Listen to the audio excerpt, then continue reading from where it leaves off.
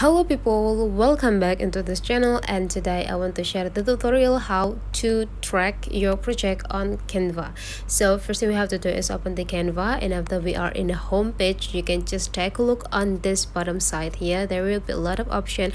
One, home is all of the features will be appear here, and the second one is a project. So all of the project that you have done before will be saved in this segment or in this site.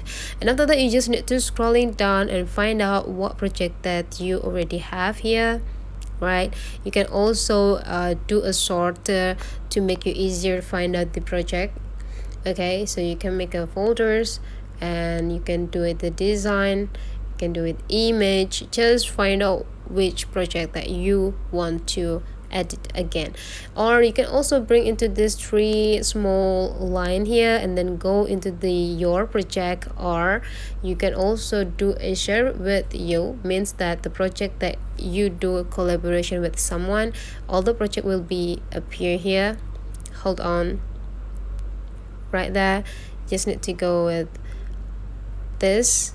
Okay, but if you want to find a project that only you who handle it, just go with your project, and that's all is your project that you already done.